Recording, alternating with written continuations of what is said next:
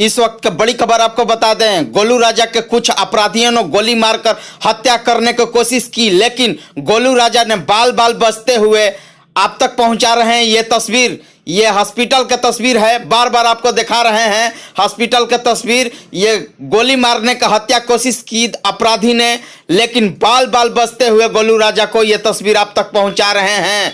ये सबसे बड़ी खबर आप तक पहुंचा रहे हैं, गोलू राजा के ब्रेकिंग न्यूज आप तक पहुंचा रहे हैं। कुछ अपराधियों ने गोली मारने के हत्या करने की कोशिश की, लेकिन बाल बाल बचते हुए गोलू राजा। लेकिन आरती न्यूज की टीम हमारा लग चुकी है कि कैसे ये कारण हुआ, किस तरह से गोली मारा गया, लेकिन हमारा अपडेट आगे तक खबर ये नजर बने रहेगा या आरती न्यूज के टीम के माध्यम से। दर्शकों से निवेदन है कि ये खबर को ज्यादा से ज्यादा शेयर कीजिए ताकि दर्शकों तक ये पहुंच जाए। बहुत बहुत शुक्रिया, धन्यवाद।